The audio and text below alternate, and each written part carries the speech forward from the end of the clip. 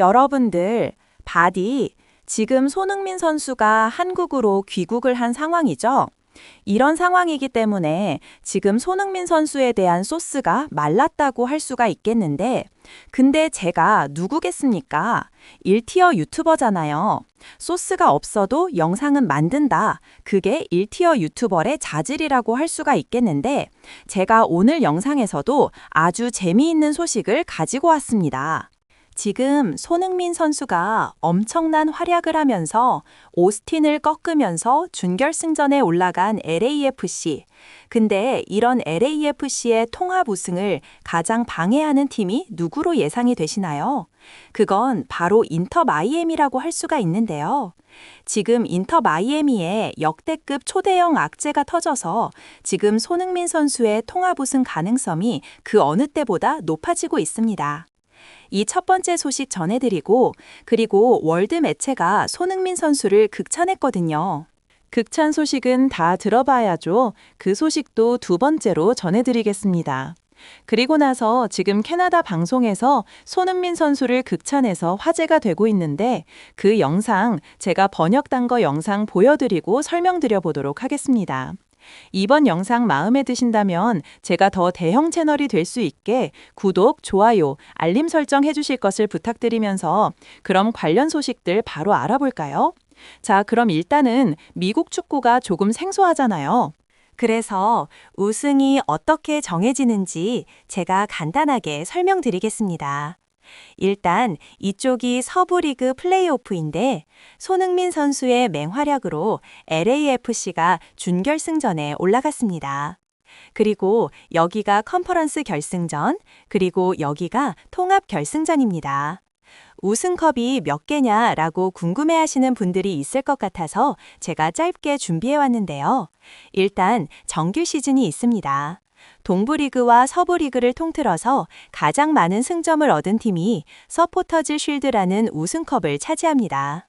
이게 첫 번째 우승컵이고요. 그리고 플레이오프에서 동부와 서부가 각각 우승컵을 하나씩 더 갖게 되는데 이게 바로 컨퍼런스 우승컵입니다. 손흥민 선수가 지금 준결승에 올려놨는데 결승에서 상대팀을 꺾으면 또 하나의 우승컵이 나오는 것이죠. 대박이죠? 그리고 나서 마지막 우승컵, 리그 전체 우승이라고 평가받는 메이저리그 사커컵 우승이 있습니다. 동부와 서부 컨퍼런스 우승팀이 최종 맞대결을 펼쳐 메인 트로피를 차지하게 되는 것입니다. 지금 LAFC가 노릴 수 있는 트로피는 컨퍼런스 챔피언스컵, 그리고 메이저리그 서커 파이널, 메인 우승컵 이렇게 두 개의 트로피가 남아있다고 보시면 되겠습니다. 이런 상황인데 지금 이 메이저리그 서커컵 우승을 하기 위해서는 가장 강력한 라이벌로 거론되는 팀이 바로 반대편 동부리그의 인터 마이애미라고 할 수 있습니다. 메시의 팀이죠. 그런데 이 메시의 팀에 역대급으로 악재가 터져버리고 말았는데 어떤 악재가 터지고 말았는지 짤막하게 설명드려 보도록 하겠습니다. 어떤 상황인지 이해하시려면 약간의 배경 지식이 필요합니다. LAFC는 2차전 만에 끝냈는데 메시의 인터 마이애미는 원정 가서 져버렸습니다. 그래서 지금 3차전을 해야 하는 말 그대로 벼랑 끝에 몰린 상황입니다. 지금 메시의 인터 마이애미에 골을 누가 넣고 있나 한번 보겠습니다. 메시가 지금 미국 축구에서 29골 16개의 도움을 기록하면서 메이저리그 사커를 씹어먹고 있죠. 그리고 수아레스가 10골 10도움, 즉 공격 포인트를 무려 20개나 기록하면서 메시와 함께 공격을 이끌고 있는데요. 그런데 이 수아레스가 미친 사고를 치고 말아서 대형 악재가 터져버리고 말았습니다. 이제 해당 소식은 미국 기자들을 통해서 전해졌습니다. 벤 라이트 기자를 통해서 전해졌는데요. 수아레즈는 내슈빌 SC를 상대하는 3차전 경기에 결정하게 됩니다. 왜 그러냐? 당시 경기에서 파울이 선언되지는 않았지만 메이저리그 서커 징계위원회는 이 행위를 폭력적인 행위로 판단했습니다.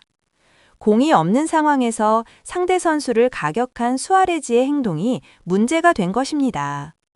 해당 장면을 정확히 포착하긴 어려웠지만 수아레즈 이 녀석이 공이 없는 상황에서 상대편 선수와 트러블이 있었고 그 상황이 나중에 밝혀져 버리면서 가장 중요한 3차전에 나오지 못하는 상황에 놓였습니다. 와, 다른 기자 역시 ESPN도 다음과 같이 소식을 전했습니다. 수아레즈는 이번 토요일 내슈빌 SC와의 메이저리그 서커 플레이오프 마지막 경기에 출전 정지를 받게 되었다. ESPN이 해당 기자를 통해서 확인했다라는 소식이 전해졌는데, 와, 지금 이겁니다. 축구는 혼자서 할 수가 없잖아요. 메시가 아무리 잘한다고 하더라도 앞에서 같이 좋은 움직임을 보여주면서 받아먹어줄 수 있는 같은 레벨의 공격수가 필요하다고 할 수가 있겠는데 지금 딱 보시면 아시겠죠? 10골 10도움을 기록하고 있는 수아레즈가 이번 마지막 경기 그 절체절명의 3차전에 못 나오면서 비록 3차전이긴 하지만 잘하면 메이저리그 사커컵 통합 결승전에서 인터 마이애미가 수아레즈가 못 나오면서 이번 라운드에 탈락할 가능성이 생겨버렸다라고 할 수가 있겠습니다. 와, 정말 재미있는 소식이라고 할 수가 있겠는데 주말 경기거든요. 제가 소식 뜨면 또 바로 전해드릴 것을 약속드리겠습니다. 그럼 이제 월드 매체에서 손흥민 선수를 어떻게 극찬했는지 이제부터 살펴보겠습니다. 두 번째 소식으로 골닷컴의 기사였는데요. 제목부터 인터 마이애미 포스트 시즌의 운명, 메시의 메이저리그 사커 유산, 손흥민과 LAFC의 최고의 활약, 그리고 컵대회 전망이라는 장문의 기사였습니다. 핵심만 보여드릴게요. 1라운드에 얻은 가장 큰 교훈이 무엇인가라고 서로 토론을 하기 시작합니다. 마이애미는 여전히 모두가 예상한 대로 불안한 모습을 보여주었다. 1차전에서는 인상적이었지만 2차전에서는 믿기 어려울 정도로 허술했다. 그렇기 때문에 인터 마이애미가 위험해 보인다라고 말하고 있습니다. 그리고 다음 사람은 다음과 같이 LAFC를 칭찬하는데요. LAFC는 정말 강했습니다. 메이저리그에서 가장 위대한 공격 듀오들을 많이 봐왔지만 손흥민과 부안가는 그 중에서 최고의 수준일지도 모릅니다.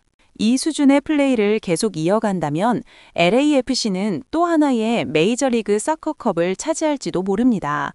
라면서 손흥민과 부안가를 지금 역사상 최고의 메이저리그 서커 역대급 듀오다라고 극찬을 하는 월드 매체였습니다. 그리고 마지막에 뭐라고 나오느냐, 1라운드에서 가장 인상 깊었던 선수는 누구냐라고 서로 토론을 하기 시작하는데 당연히 손흥민이야. 그는 오스틴을 완전히 박살냈어. 단연코 가장 돋보인 선수는 손흥민이다 라고 언급하고 있습니다. 특히 손흥민의 플레이오프 적응력에 대해서는 놀라울 정도라고 극찬했습니다.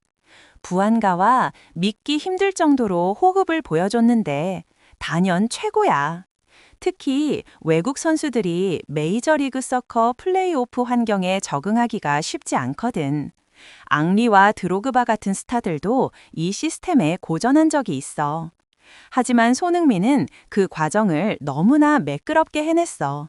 LAFC가 지금 최고의 타이밍에 절정의 폼을 끌어올리고 있다는 것이 무서울 정도지 하면서 다른 월드클래스 선수들도 미국 축구에 적응하기 어려웠는데 손흥민은 바로 적응했다면서 그의 클래스가 MLS 수준을 초월했다는 역대급 극찬을 보여주고 있었습니다. 와, 이렇게 또 극찬을 받은 손흥민 선수인데 심지어 캐나다 방송에서는 손흥민 선수에 대해서 뭐라고 극찬을 했을까요? 이제부터 영상 보여드리고 제가 설명해 드리겠습니다. 자, 그럼 캐나다 방송에서는 손흥민 선수에 대해서 뭐라고 극찬을 했을까요? 와, 캐나다 방송까지 자료를 가지고 오는 저의 집요함에 박수를 보냅니다. 자, 그럼 그들이 뭐라고 이야기하는지 한번 살펴보시죠. 화면에서 보이는 이분은 캐나다 방송의 한 패널인데 손흥민 선수 영입은 정말 신의 한 수였다고 극찬합니다. 손흥민의 엄청난 경험을 LAFC가 제대로 활용하고 있고 지금의 폼이라면 메이저리그 사커컵 최종 우승까지 확실하게 갈 것 같다고 예상합니다.